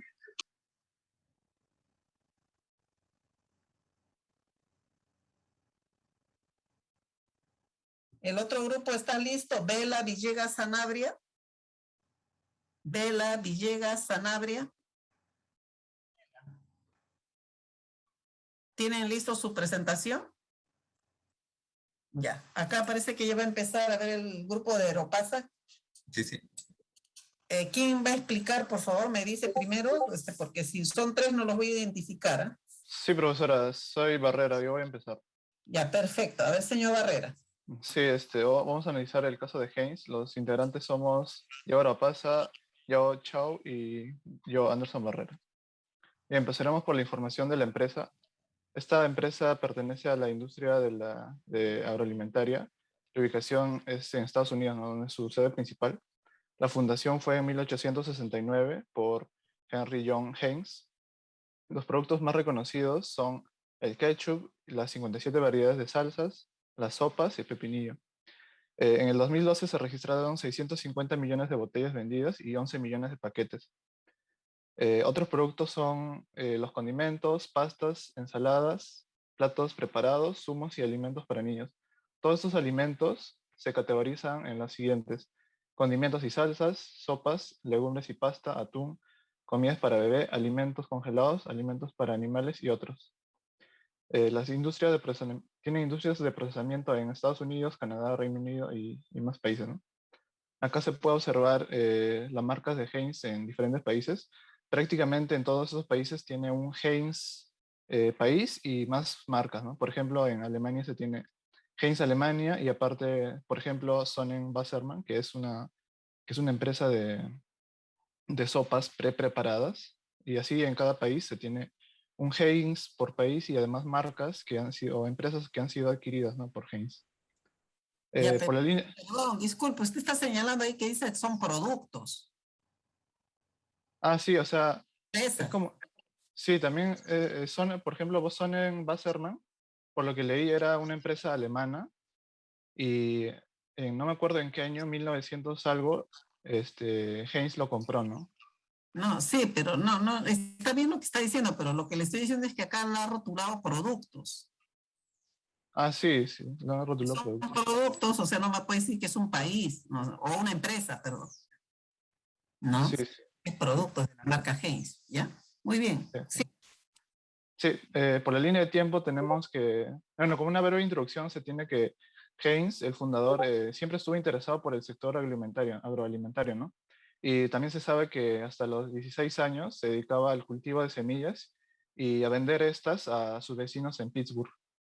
Bien, entonces, como ya empresa, tenemos que en 1869 el fundador, se funda, ¿no? Esta compañía y esto más o menos el ambiente era que en Estados Unidos venía de una guerra civil y también se había dado a fin a la esclavitud, ¿no? Justamente por la guerra. En 1872 se crea una sociedad con J. Nobel y se diversifica la cartera de productos. Y 3 años después entra por la bancarrota justamente por la crisis económica de 1873. En 1876 la empresa se convierte en F&J Heinz y sus productos empiezan a venderse en más zonas de Estados Unidos. Y este mismo año Heinz introduce al mercado su famoso producto ketchup, ¿no? Luego, de 1880 a 1910, en esos años, los productos de Heinz comienzan a ser importados y se abrían sus sedes, ¿no? En Iowa, en Nueva York y Michigan. Y se abría su primera oficina y planta en el extranjero, en Londres.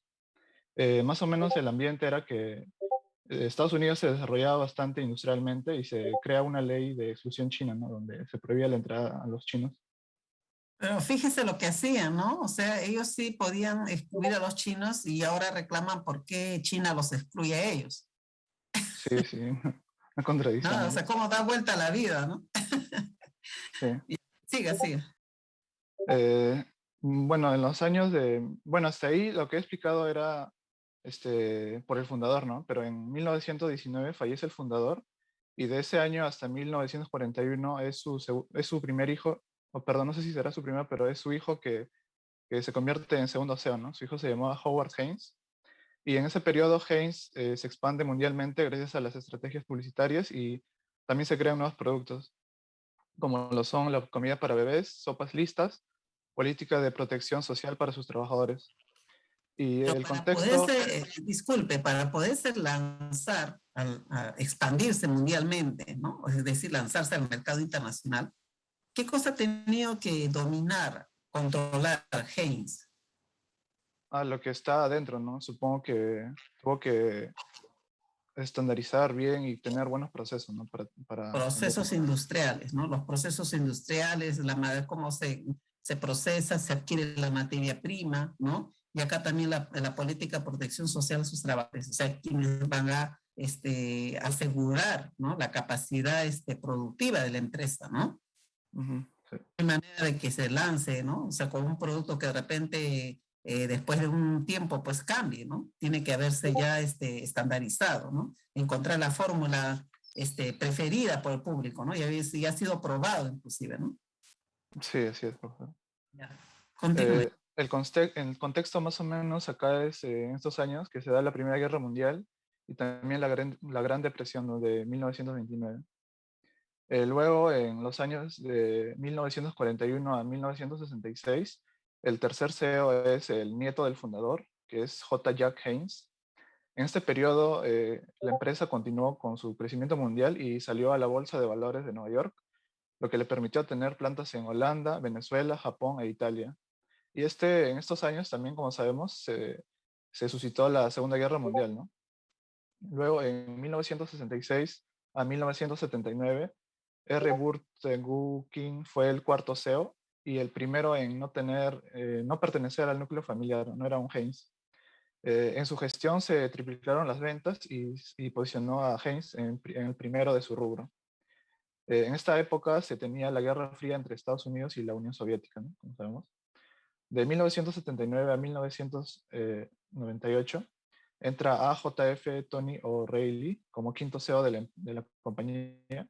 En este periodo se extendió la cartera de más de 200 productos a los mercados de África, China, Europa del Este, Oceanía, y se lanzó muchos productos, ¿no? Nuevos. Como contexto, se tiene que en estos años aumentó el consumo, pero a escala global, ¿no? En todas partes del mundo había aún más consumismo, ¿no? Quizás por el mismo capitalismo, ¿no? Y también tenía competencias como PepsiCo, Hershey Foods. 1998, William R. Johnson se convierte en el sexto CEO y en esta gestión Heinz se deshace de su participación mayoritaria en Weight Watchers, lo cual le permitió adquirir otras empresas más relacionadas a su sector. En esta época o en estos años se produjo el auge de las nuevas tecnologías como el televisión por cable, la telefonía móvil y el internet, ¿no? Que revolucionaría todo. Y esto, el de 2015, que ya no estaba en el libro, yo lo investigué y dice que se crea la sociedad Kraft Heinz, lo cual se convirtió en la quinta mayor compañía de alimentos y bebidas del mundo. Y para esta época más o menos se tiene, por ejemplo, la crisis financiera global de 2008. Claro, perdón, Kraft era otra empresa, ojo, ¿eh? Sí, sí, sí, con otra empresa Una empresa grande sí. también. El contexto más o menos es la crisis financiera global del 2008, el Acuerdo de París, donde se dan pautas para disminuir los gases de efecto invernadero y ahora en estos últimos años el COVID-19, ¿no? Por parte quise buscar la misión visión de Heinz, pero no encontré, pero solo encontré la de sociedad, ¿no? La de Kraft Heinz.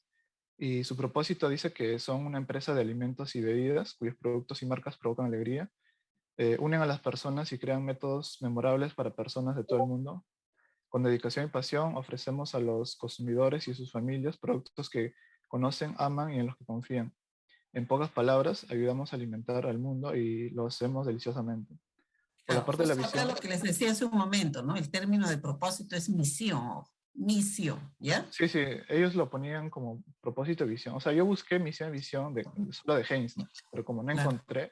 encontré su página web que decía propósito y Claro, eso es visión. lo más actualizado. Es importante que ustedes pongan acá de qué fecha es esto, ¿ya? Para no confundir con la información que se les ha dado, ¿no? Sí, me parece que es actual porque lo encontré en su página oficial, su página web. Ya, perfecto. Por parte de la visión, ellos dicen que tenemos la intención de crecer constantemente impulsando el crecimiento tanto en los ingresos como en los resultados. Lo hacemos de manera sostenible, generando crecimiento financiero año tras año, al mismo tiempo que lo hacemos de la manera correcta al cuidar el medio ambiente y las comunidades donde vivimos y trabajamos. Va a continuar mi compañero. Aquí tenemos una breve descripción del ambiente de la empresa, en donde tenemos las políticas económicas de los países que impacta en la empresa, la aparición de mercados emergentes, los cuales representa una gran porcentaje. Chao. Ya, perfecto, muy bien, siga. Otro sería la aparición de mercados emergentes, ya que este representa un gran porcentaje de las ventas, y a futuro también. Una fuerte competencia, el surgimiento de nuevas tecnologías para lo que sería la armonización de sus procesos, y nuevas preferencias de la población por comidas más saludables, ¿no? Aquí en política económica es importante señalar a qué política económica se refiere, ¿no? Porque acá está viviendo el ambiente, ojo, ¿no? El ambiente. ¿Ya? Claro. Aparición de mercados emergentes está bien, fuerte competencia. En realidad es un ambiente, vamos a decir, dinámico, altamente competitivo, así se describe, ¿no? Altamente competitivo, ¿no? Claro. Con fuertes competidores, ¿no? Con aparición o surgimiento de tecnologías, pero ¿tecnologías en qué? En procesamiento de alimentos, tecnologías de información. O sea, acá siempre cuando describas el ambiente de la empresa tienes que precisar qué cosa, ¿no? Y nuevas preferencias de la población con respecto a los productos, ¿no? Alimenticios, ¿ya? Les estoy también ya dando una retroalimentación para el ambiente, ¿sí? Sí, ok, profesor. Muy bien, sí. Siguiente. Ya en la parte de la clasificación tenemos tanto ambiente de trabajo como el contextual. Dentro del trabajo definimos los competidores, proveedores, clientes. En competidores tenemos el Hershey Foods, Nestlé, Alpina, Unilever, PepsiCo y General Mills, por así de citarlos.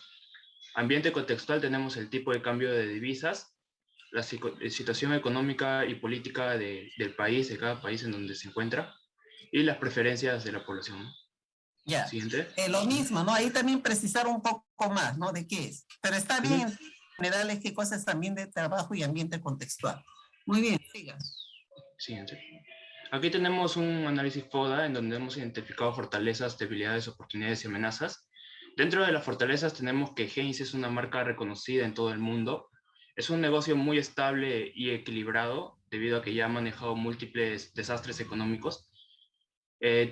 Tiene productos de calidad, buenos equipos de gestión de transnacionales. Acá solamente la observación del negocio, ¿no? No es que el negocio es muy estable y equilibrado. No sé a qué te refieres con negocio.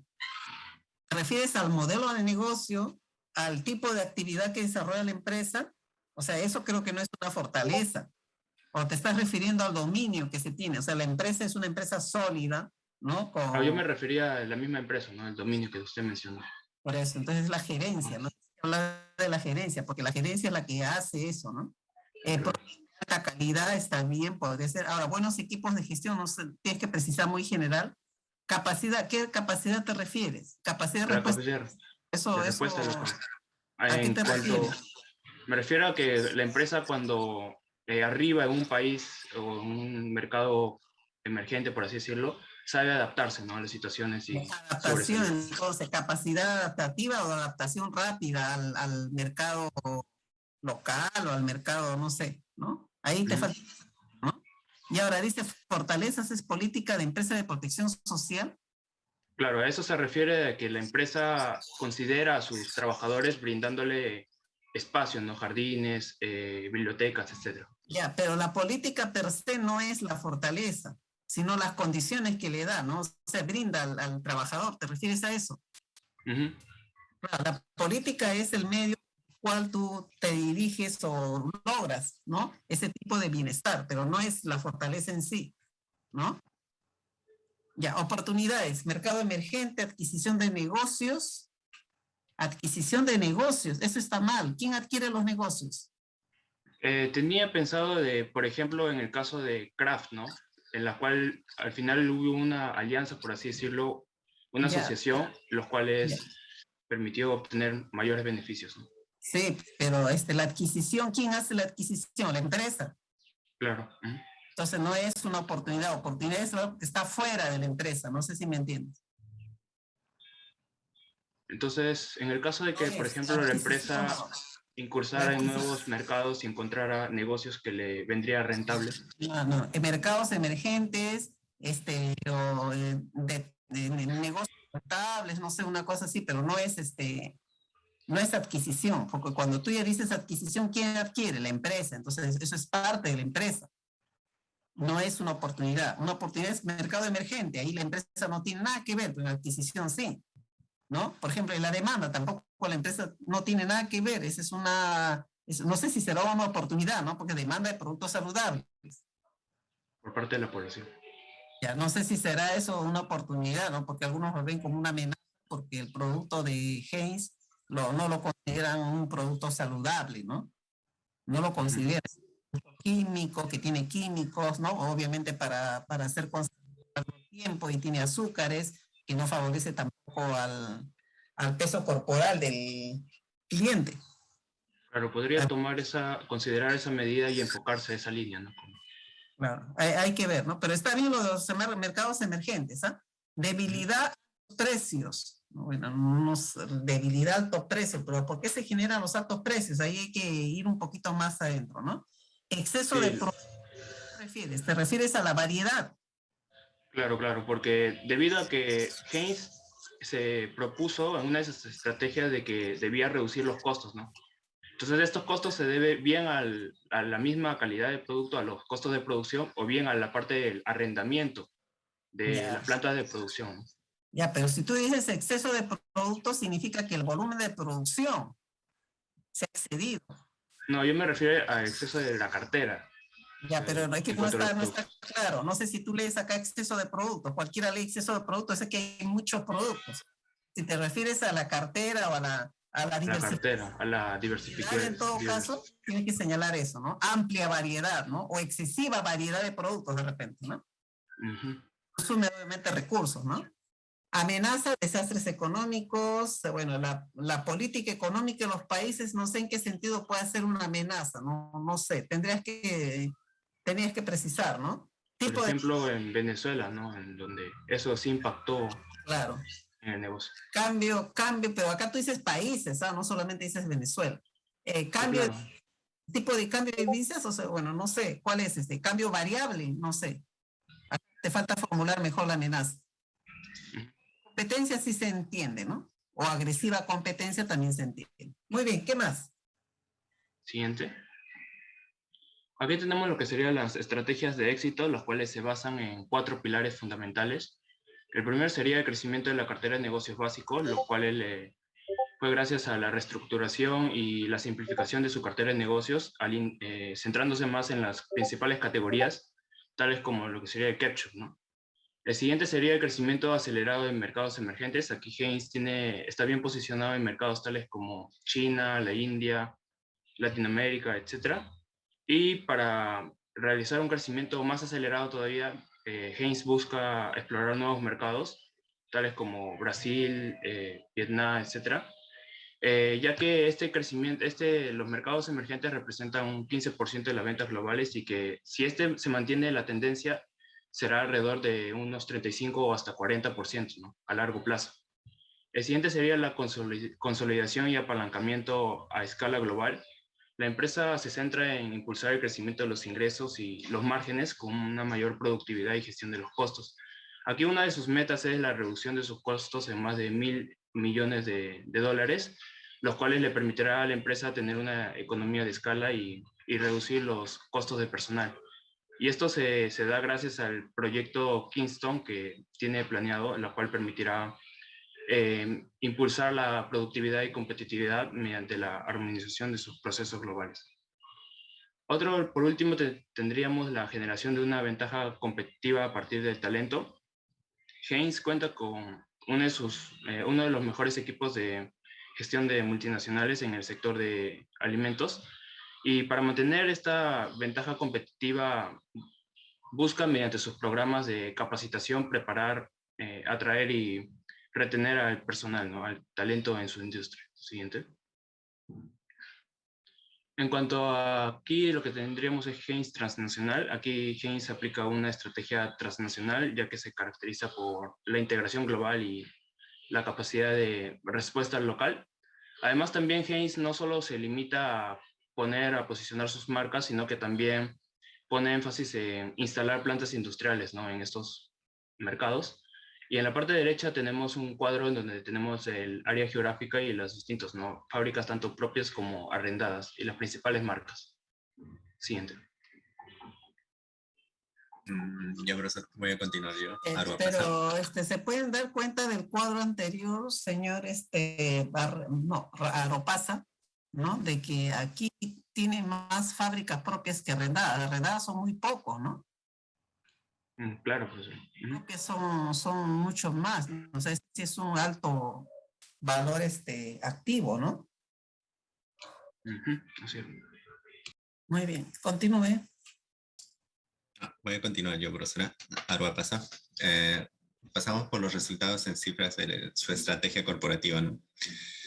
Los excelentes resultados que ha alcanzado Haynes básicamente se deben a esa mayor innovación en la que se han enfocado y el crecimiento de las ventas tanto en sus marcas líderes en las que se habían enfocado como en los mercados emergentes en los que han incursionado, ¿no? Por ejemplo, aumentó sus ventas en un 4.8%, esto debido al crecimiento en los mercados emergentes y el crecimiento de sus 15 marcas principales, ¿no? Alcanzó un beneficio neto total de la compañía de 864.9 millones, ¿no? Y obtuvo un beneficio por acción de 2.87 dólares, con un retorno de 50% en los últimos años. Ahora, todo esto, o sea, esto está al 28 de abril del 2010 y todo esto lo consiguió, o sea, estos resultados excelentes lo consiguió pese a las crisis y a las recesiones que existían en esos momentos, ¿no? Siguiente, por favor. Una pregunta, señora Aropasa. Sí, dígame. En la pista anterior, ¿no? Acá dice, los excelentes resultados se debieron fundamentalmente a una mayor innovación. ¿Claro? Y dice, mayor innovación no se precisa en qué, y dice crecimiento de las ventas, y no se sabe cómo crecieron las ventas. Está claro, crecimiento de las ventas basado en qué. O sea, ahí habría que precisar un poco más, ¿no? Está claro. Sí se entiende que el excelente resultado, o sea, incrementé las ventas porque tuve innovaciones. Ya, eso se entiende. ¿Cómo crecieron las ventas? Por la innovación pareciera que se repiten los dos puntos, no, no sé. O usted lo hace separado, no sé, algo está ahí que no corresponde, ¿no? Ya, profesora, sí, La justamente innovación me ha llevado a un crecimiento de las ventas, puede ser. No sé. Porque acá dice resultados sensibles de la estrategia corporativa. O sea, para mí que la innovación ha tenido le ha dado un fuerte impulso a la empresa, ¿no? Pues continúe. Ya, siguiente, por favor. Bueno, también podemos ver los resultados del ejercicio fiscal al 2011. En este caso vamos a ver en los diferentes lugares en los que se ha incursionado Haynes. Por ejemplo, en América del Norte, sus productos de consumo, como por ejemplo salsa de tomate, condimentos, salsas, etcétera, las ventas incrementan, ¿no? En 74 millones y los ingresos de explotación también incrementan. En Europa las ventas descienden, pero el beneficio bruto aumenta. Esto se debe a que los precios son un poco más caros debido a lo que están aplicando y aún así, por eso tienen más beneficio a pesar de que las ventas descienden, ¿no?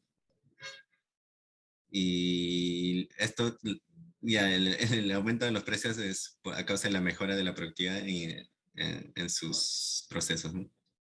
En Asia incluye operaciones en Australia, Nueva Zelanda, India, Japón, China, Corea del Sur, Indonesia, Singapur, ¿no? Los mercados emergentes. Y en ahí las ventas aumentaron entre 314 millones, ¿no? Y ya, también, pero usted, perdón, disculpe, Europasa, ¿qué dijo que el beneficio aumentó, la mejora de la productividad, incremento de precio? No entendí eso. Ya, en el momento en que deciden hacer de mejor calidad sus productos, el precio por unidad de sus productos se eleva de la etapa, o sea, del tiempo anterior, ¿no? Empieza a elevarse los precios, pero sus ventas descienden, ¿no? Pero a pesar de ello, el beneficio sigue aumentando, o sea, no significa que porque las ventas descienden, el beneficio va a disminuir. Claro, lo que pasa es que se ha compensado de repente, ¿no? Ajá, Esos productos que dejo de vender, pero con el precio alto que he cobrado ya se compensó, ¿no? Pero sí, aquí la mejora en la productividad no es que está relacionado al beneficio, más bien la productividad lo que es lo que ha conllevado a esos beneficios, ¿no? O sea, gracias a la productividad. Eso habría que analizar mejor, ¿ah? Porque yo he escuchado otra cosa explicado, ya parece. ¿no? Siguiente, por favor. Señora, lo pasa usted de sistemas de industriales. Sistemas. Ya, le voy a disculpar entonces aparte. Industrial no es, no se le puede aceptar que no sepa manejar qué cosas es la parte de productividad, ¿no? Ya, continúe, por favor. Bueno, acá vamos a, en las preguntas del caso nos presenta 3 preguntas. La primera es analice las estrategias de crecimiento de Haynes Company en las diferentes áreas geográficas en las que desarrolla sus actividades de negocio. Eh, ya se ha repetido varias veces que una de sus políticas era la expansión en mercados emergentes. Y Haynes no se limitaba solo a poner filiales comerciales en cada de esos países en los que incursionaba, ¿no? Sino que también ponía énfasis en instalar plantas industriales para la fabricación de los productos en cualquier país. Y también vemos que esa alta adaptabilidad que tenía Haynes, por ejemplo, en China y Rusia, incursionó con productos de nutrición infantil, los cuales se apegaron bastante en ese sector, en ese segmento, ¿no? Bueno, Eh, eso ha demostrado que la empresa tiene una buena capacidad de adaptación, ¿no? O sea, ha sabido identificar las necesidades y preferencias de cada público, ¿no? claro. Y esa capacidad de adaptación no solo se debe a, o sea, también se debe a la alta experiencia que tenía, por ejemplo, en marketing, en fabricación y en distribución, ¿no? En No, todos esos lo primero campos. es el producto, joven, no es que tanto el marketing. Sí, sí, El producto, usted en lo los puede procesos, vender. sí, en Pero los si usted tiene un mal procesos, producto, así le haga marketing, tenga publicidad y todo, no va a vender un mal producto. Primero es el producto. sí. ¿Está claro? Primero es el producto, la aceptación del producto, la preferencia del producto. Y tú le pones la campaña que quieras, lo vendes, ¿no? Bien, pasemos a lo siguiente, por favor. ¿No? A la Ya, siguiente, ya dejemos sí, sí, esa parte. sí. Ah, ah, Joven, ya se fue del todo. sí, solo faltaban 2 preguntas, pero bueno. Identifique los motivos que han llevado a Heinz a internacionalizarse. Bueno, los motivos eran claros porque la economía mundial o el contexto en el que estaba empezando a vivir, la globalización se estaba dando a grandes saltos, ¿no? Y era necesario incursionar en nuevos mercados, nuevos países, etcétera. No, pero no es tanto porque la economía se estaba transformando, sino que, por ejemplo, una empresa, ¿por qué decide internacionalizarse? ¿Por qué quiere irse a un mercado de China, por ejemplo? No me puede decir porque China, se porque está ahí transformando. ¿Por qué?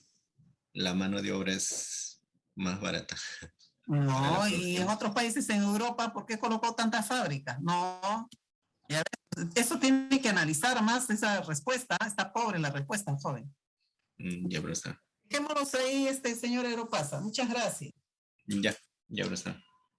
Gracias. A ver, señor, el último, ya estamos en la hora. Señor, Vela Villegas Sanabria, por favor. Profesora, ahorita presente. Ya nos quedamos, creo. Demoró mucho, creo, he debido cortar un poco de eso.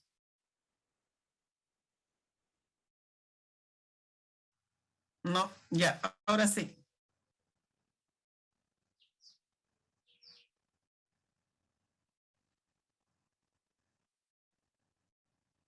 ¿Quién?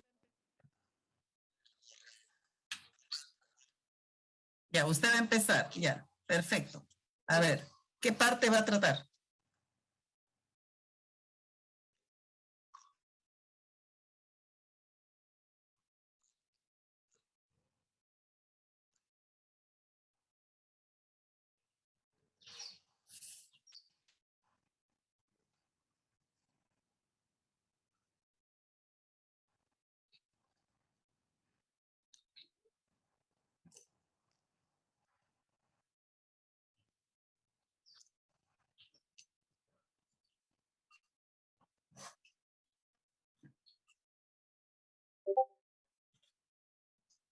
Ya, me hubiese gustado, señor Sanabria, que usted pusiera ahí un PPT con eso que está explicando.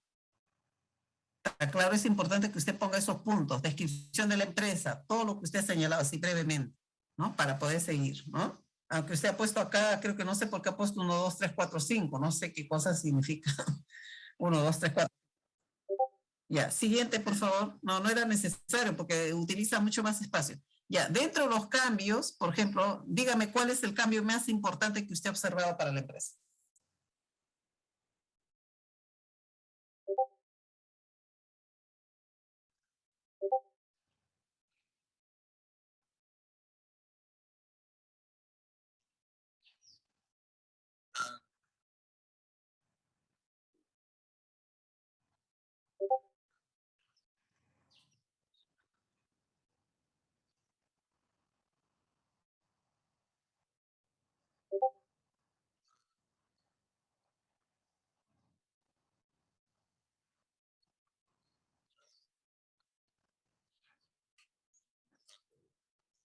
Ya, pero perfecto, señor Sanabria. Pero acá, bueno, acá el primer cambio estratégico para la época, obviamente de pasar de fabricar componentes, se puso a fabricar sus propios modelos. Ese es un salto, ¿está claro? El otro salto que usted ha remarcado es justamente establecer un departamento de exportación. Esto con la finalidad de internacionalizarse, supongo, ¿no? ¿Ve? Entonces, segundo también cambio importante, ¿no? Las empresas por lo general dan ese salto, vamos a decir, salto cualitativo, cuando ya tienen un gran dominio sobre sus procesos, en este caso proceso productivo y sobre todo sobre la estandarización del producto, o sea, tienen un excelente producto.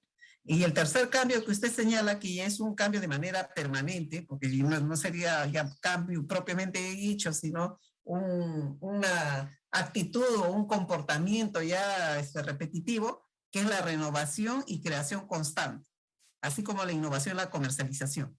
Y eso hace que la empresa se encuentre posicionada en el mercado y sus productos sigan siendo demandados a pesar del precio elevado que tienen, ¿verdad?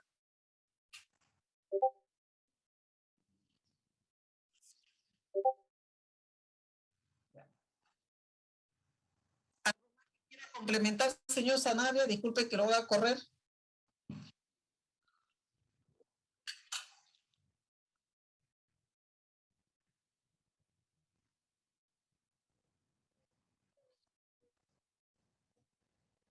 Perfecto, o sea, le ha hecho frente a la crisis.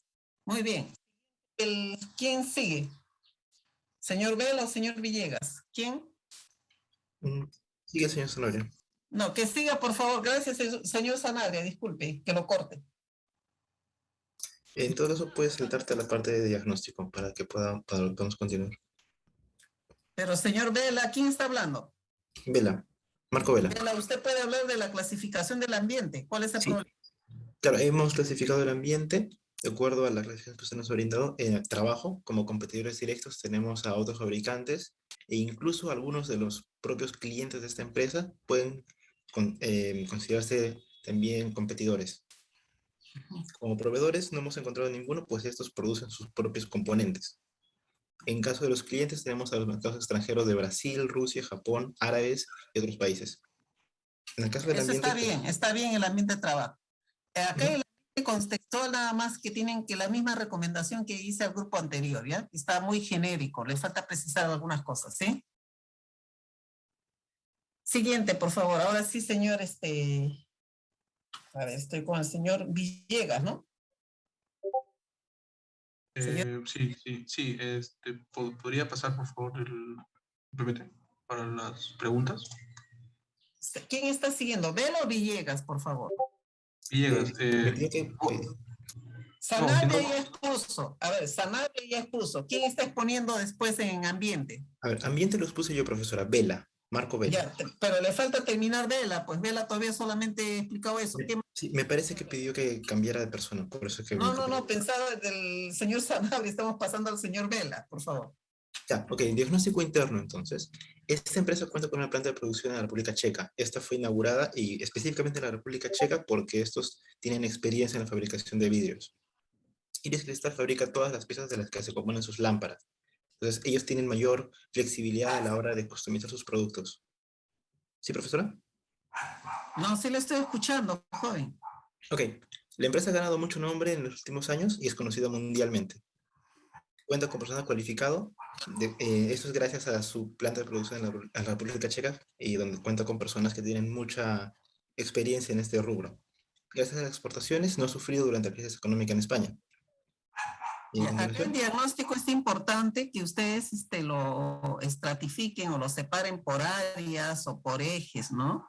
Por ejemplo, si hablo de diagnóstico puedo hablar del proceso, puedo hablar de la organización, puedo hablar del recurso humano, de los recursos tecnológicos, o sea, de la información que tenga de la empresa. claro, no lo hemos estructurado en esto. Se refiere al diagnóstico interno. Por eso no sé por qué usted le ha puesto diagnóstico interno si es algo tan pequeño, ¿no? Lo que ha presentado, ¿no? Como pequeño. O sea, no está desarrollado. Claro, falta estructurarlo y eso lo hicimos en el FODA. No, ya está confundiendo. Diagnóstico no es FODA, señora. A ver, sigue avanzando. ¿Qué más ha hecho, señor Vela? Luego del diagnóstico interno tenemos el diagnóstico externo, que esto nos presentaría oportunidades y amenazas del FODA. Esta empresa es difícil para ella encontrar competidores que se especializan únicamente en las lámparas de cristal. Eso es parte del diagnóstico externo, cosas que pasan fuera de la empresa. Tiene una buena relación a mercados emergentes, se presenta en eventos internacionales donde es posible que pueda promocionar sus productos y aparte se ha observado una tendencia creciente del consumo de lámparas de cristal en los últimos años. En la siguiente Por diapositiva. ejemplo, ahí usted ya se está equivocando, señor. ¿Cómo va a decir que presenta buena aceptación? Usted está hablando de la empresa, estamos en un diagnóstico externo. Ahora dice, se presenta en eventos internacionales. Eso también es de la empresa. ¿Se da cuenta que esto está equivocado? Pero, profesor, ¿eso no sería parte de los clientes que son fuera de la empresa? No, usted está diciendo la empresa presenta buena aceptación. Pero la aceptación depende de los clientes. No, pero entonces usted diga, pues, clientes, ¿qué clientes? Tiene que hablar de los clientes. Usted no está hablando de los clientes acá. Está hablando de... Y acá dice, ¿quién se presenta a los eventos internacionales? ¿La empresa o no? Claro, en todo caso sería... Está hablando de la empresa, no está hablando del ambiente externo. En este caso nos referimos a que se presentan como que existen eventos internacionales. No, pues no, usted está hablando mal, entonces, no sé. Se presentan eventos internacionales, ¿no? Entonces, inclusive acá dice, en donde es posible promocionar sus productos y conseguir clientes. O sea, está hablando de la empresa. Cuando habla usted del ambiente, no tiene que especificar que la empresa le va a ir bien, que tiene esto. No, no es eso, pues está equivocado el concepto. Siga. Ok. Como segunda parte del diagnóstico externo teníamos la fortaleza del euro frente al dólar. Eliminamos esta última parte para evitar referirnos a la empresa en todo caso. Que existe un fuerte problema con las limitaciones chinas. China como una competencia puede ser un problema. Se presenta inestabilidad social en algunos países donde la empresa vende productos. En este caso, pero cuando usted habla del problema, ¿quién tiene el problema? La empresa. Sí. Está mal, por eso le estoy diciendo que usted elaboró un mal diagnóstico. Por favor, pase eso, ¿ya? Está mal. Tiene que revisarlo. A ver, pasemos al señor Villegas para finalizar, por favor. Quería pasarle a las preguntas. No sé si es posible una vez. Hable del FODA, señor Villegas. Referido al FODA, las fortalezas, tenemos personal calificado, buena posición en mercados internacionales, flexibilidad en la producción y buena relación calidad-precio. Referido a las oportunidades, mercados emergentes, la moda de ese entonces del cristal para la iluminación, que no había mucha competencia directa. Y los... Disculpe, ¿por dónde está? Disculpe, acá están oportunidades. Bueno, acá sí, oportunidades. Revisar también, ¿ah? Acá en oportunidades dice poca competencia directa. No sé por qué dice poca competencia directa, oportunidad. Nuevos eventos internacionales y construcción de nuevos hoteles. Ya, esa es una oportunidad. No sé a qué se refieren los eventos internacionales. ¿Ah? Bajo costo de los envíos a Asia. Cierre de algunos competidores. Bueno, tiene que precisar mejor, ¿ya? Y en debilidad, ¿qué ha puesto?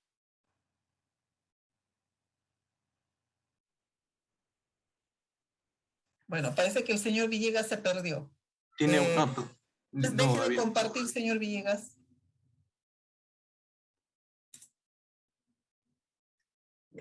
Disculpen la hora, pero ya se nos ha ganado el tiempo. A ver, voy a pasar asistencia. Disculpen un minutito antes que me corten.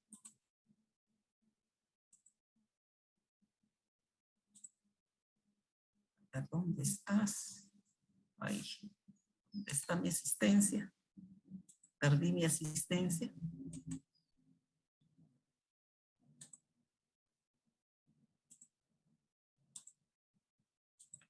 A ver, Aponte.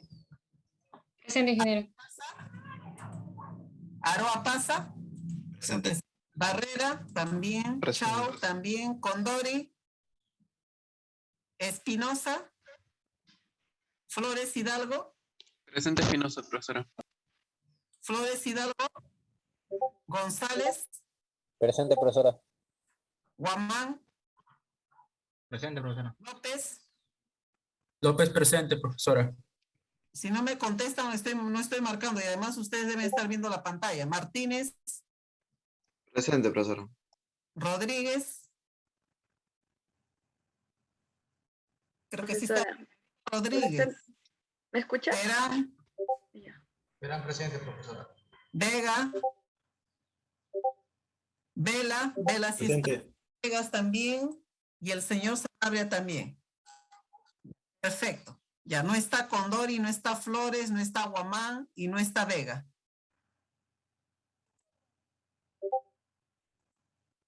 Muchas gracias, jóvenes. Buenas tardes.